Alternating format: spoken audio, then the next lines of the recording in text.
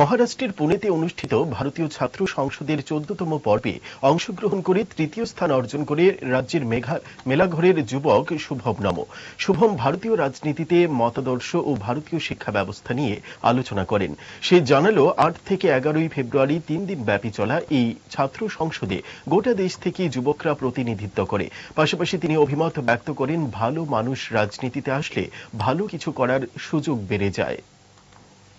This news is brought to you by Himalayan International Residential School, Siliguri, West Bengal.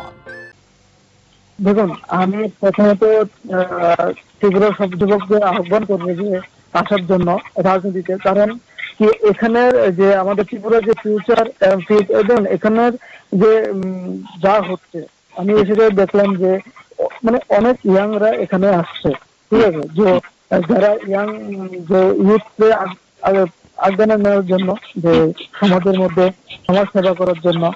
তো এখানে বলছি যে ত্রিপুরারও দরকার ছেলেমেয়েরা এগিয়ে আসার জন্য, কারণ রাজনীতি অনেকে বলে যে রাজনীতি খারাপ, রাজনীতি খারাপ তো হবে যদি আমরা ভালো মানুষকে যদি দিই রাজনীতিতে, তাহলে আমরা ভালো কিছু করতে পারবো, ঠিক আছে।